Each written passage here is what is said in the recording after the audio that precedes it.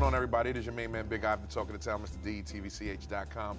And as you know, I love to use my platform to just bring people together, but also to inspire and educate by using others and their stories to help you and many others to just put something in your toolbox and give you that extra push throughout the day. A lot of people know my story with my daughter being born at 1 pound 3 ounces at 25 and a half weeks, to me just starting DETV out of my basement and taking a van that no one wanted and putting my logo on it and running around town and getting the news so you can watch and be inspired by. But with that, there was a lot of no's. There was a lot of you shouldn't. There was a lot of you can't. And with that being said, I found a way to go beyond the no, to like not listen to what other people were saying, but to know that there is another alternative that's deep down inside of me, that rests in me, that rests in you, that you can just go beyond the no. With that being said, my special guest today is Colleen Davis, who is just an amazing person. Sitting here and listening to her in her war stories, because I think with those war stories you gain stripes, and with those stripes they make you better. They make other people better. And thank you, Colleen, for spending time and space with me today about the beyond the no. Yeah. So who's Colleen? Well, I started off, actually, my family moved to Sussex County after my father was ill. He was in the hospital. And their business partner at the time withdrew all the funds from their mutual accounts and fled to Canada. Wow. Yeah, so I'm one of 8 children. We were a big family. And my parents were doing their best to provide for us. And that's what caused them to move to Sussex County in the hopes of rebuilding.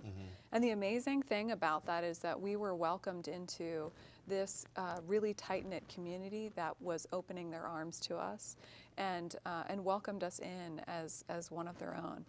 That was the beginning of us rebuilding. Yeah. And how, as we know, rebuilding is such hard work. How was that? How was rebuilding? You know, I will say for us, you know, as a kid, I remember before we moved, our home was auctioned off. My dollhouse was auctioned off. It was very real for us. And how do you auction off a dollhouse? I'm sorry. I know, right? Wow. Yeah. We were just trying to get from one point to another, and so it was important that we let go of those things. The amazing thing about all of that was that we were, as kids, we felt how real it was to lose everything. And yet at the same time, to watch our parents shoulder that together and to see their marriage grow at the same time. I can't imagine how hard that must have been for them. Right. But for us kids, it was a blessing. It was a gift. And part of that blessing was moving into that community that helped us to sort of get back on our feet. And maybe not financially helped us, but really helped us kind of shoulder that trauma and persevere. Yeah. So your parents, the strength that your parents showed in that, how did it rub off on you, like growing up and throughout your childhood? Well, I will say that those values were really instilled in us from a very early age. I actually remember my great-grandmother passed away when I was 20. I was actually away at college, but she was a woman who was sent here by her father. She was sent to the U.S. after her own mother had passed away.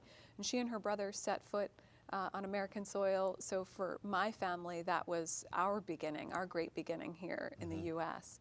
And shortly after they arrived, their aunt, whom they were sent, you know, to be taken care of by, passed away as well, and they became orphans. They lived the latter portion of their childhood in an orphanage, and yet my great-grandmother was the first woman and really the first person in our family to go to college. Right. She put herself through school. And so when I was faced with that same, you know, challenge of funding my own college education, Right.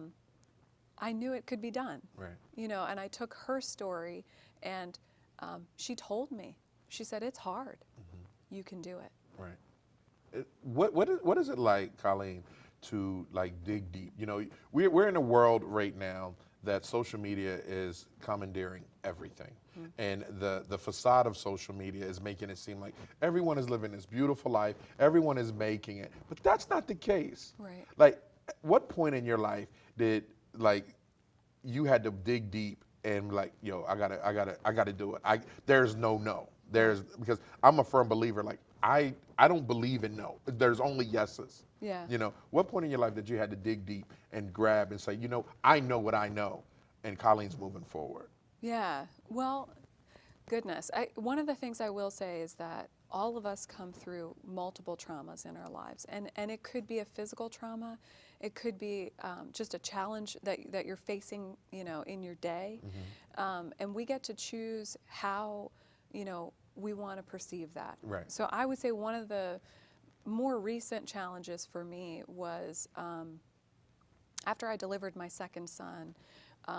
Within hours of delivering him, I began to develop an anaphylactic response. And what that means is I very quickly went from sort of having a bit of chest pain to my face swelling up, my throat beginning to close. And this is hours after. Yeah. Yeah, so everyone sort of tucked us in. We thought we were all good, and, things shut the lights out, that kind of stuff. And I remember at that time, a young resident coming in and saying, any new soaps or lotions that you started? And I said, hon, you are going to need to put a tube down my throat real fast. You need to get help. And I remember at that time, there was a certain point where I was telling people what to do. Get me an IV, get me this medication. We need to do this. We need to keep me alive because I'm slipping away. You're telling them this? Yes. Now I remember at a certain point. Wow.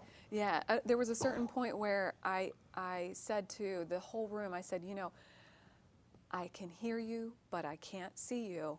You are losing me. Are you serious? I'm going, yeah. And I remember sort of being thrust back, and I, don't remember at that point. So shortly thereafter, I woke up in the ICU, and there was a moment where I can tell you that I don't know what transpired exactly, but I do believe in grace, and I do have faith, and I know that there are certain things that are outside of our control, and sometimes as we are shouldering some of these traumas and some of these challenges, you have to trust that you're okay, that you will come through, that there is a brighter side, and that He has you, and that it's okay to rest in that. Right. Wow. Yeah. Wow. So what oh, shoot. I got so many questions on that because I totally understand when you're just like, I know you don't know, but I know. Yeah. Something in me is telling me to tell you, like, you need to do this. Wow. We were also talking about trauma. Yeah. The beyond the no. When the gunshot. Yes. What happened with that? So, so my background's actually in neurosurgery. I'm a physician assistant, and for a number of years, I took part in a level 1 trauma center, so I was on call a lot. And I remember a young gal who had been in an argument with her boyfriend. She was at a nightclub, and she and her cousin were getting in the car to sort of take off, and he came out and had a gun in his hand and sort of shot randomly into the vehicle. The two of them came to us, and she had she'd been shot sort of through the jaw and the base of the spinal cord, and what that caused was a blast ricochet effect, and she essentially came in paralyzed from her chin down. Wow. Yeah, so for us, we ended up having to wire her jaw shut. We had to reconstruct the bottom portion of her face, and at the same time stabilize her spine and take some pressure off. So that means kind of drilling away a little bit of bone. Right. And essentially, sort of trusting. Yeah. and watching and waiting. And so she ended up going off to rehab. I wasn't sure what was going to happen, but shortly after her time in rehab, she ended up coming back to get checked by us in the office, which was just on North Broome Street. Right. And I remember being blown away when she walked through the door. You know, sometimes we have to choose the perspective we're going to take. We have to sort of trust that in the midst of the traumas, we'll be okay. We'll come through. And sometimes it's really amazing to see that transition, to know that this young girl is a victim of violent crime that she should never have faced. Right. And it wasn't fair. Right. And it wasn't right. And the last time I saw her, she couldn't shrug her shoulders. Right. But she walked in. What advice would you give? You know, we listen to Alan West, we listen to Wayne Dyer, we listen to, you know, Chopra, and everyone is always talking about like dig deep or the power within. How do you feel about that power within? What do you think about that? Well, I think it's absolutely true. You do have a power within, but you have a greater power without. You know, you have a greater power. And the truth is, we are a community.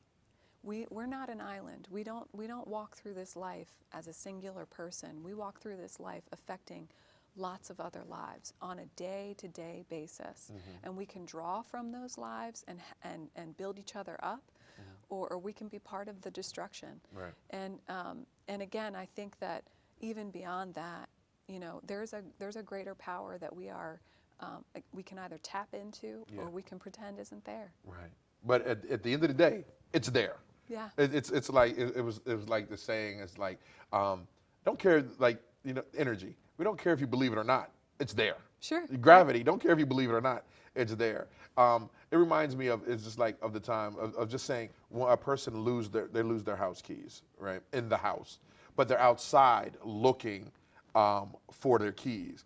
And sometimes we let things affect us, and they're on the inside, but we're looking outside for help, and it doesn't make sense. Where it's in us, like the power of the Creator, the power of whatever you believe in is in us, for us to say, you know what, like the young girl, she's like, I'm going to walk if you don't, you know, I don't care what the doctors say, I don't care what this physician say, but I'm going to walk again. And she dug deep, and the power was within. What other example, your own personal life, did you have to dig down and deep to break the glass ceiling, or dig down and deep to just say, you know that Colleen is getting through this? Yeah. Well, I would say that I'm from a big family. I have 6 brothers and 1 sister. And my parents always told us, you can do anything the boys can do. Right. You can do anything the boys can do. And yet, that wasn't always true, you know. Right. But I remember in high school, we didn't have a girls' soccer team, so I played on the boys' team. Oh, wow. Yeah, so they let me do that for a little while. And for 2 years, I played 2 seasons. I played on the boys' team. But by the end of that second season, I said, enough is enough. Right. We need a girls' team. And so I actually went to my school board and petitioned. I had, I think, 180 some odd signatures, and I went before them on my shaky knees at the age of 15 and said, "Can we please have a, you know?" And I laid out all the reasons why we could do it, why financially we could share the boys', you know, uniforms. You wouldn't have to pay for that. We could, you know, maybe scrounge together enough money to pay for a coach, and sort of went down the financials of how we could afford it. I was ready. You was prepared with it. That's right. I was. And I said, we have enough passion and drive behind it. You know, here's 180 some odd signatures. Right. And so I ended up getting it started, getting the girls' team started, and I was able to play for 3 seasons. So it was very cool for me. I got 5 seasons out of high school, 2 with the boys and 3 with the girls. And the amazing part about that was after our family lost everything. We sort of, as kids, we were just unsure, and there's a bit of kind of insecurity in that, and yet we knew we had to go to college. Right. We knew it was the way. It was a given. It was a given, right? And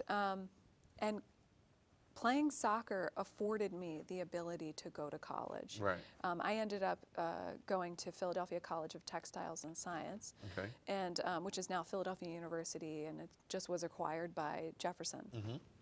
In any case, I don't know that I would be here before you had I not said, I'm going to dig deep. Right. I'm going to show you that we can have a program, and it's funny because the littler battles that you're facing, that smaller battle, can really have a long-term impact. And so just taking no, and you don't have to be. Sometimes we have to get fired up.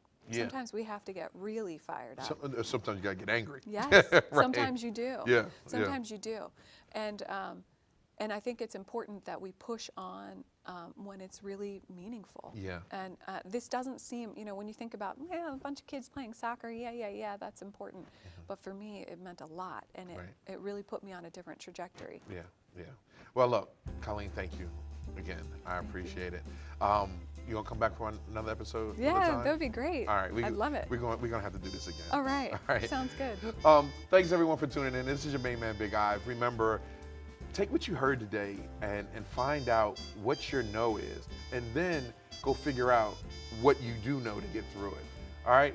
I'll holler at you on the other side, DETV'S.com, for more positive information for the state of Delaware. It's your main man, Big Ive, Delaware TV. This is where Delaware lives.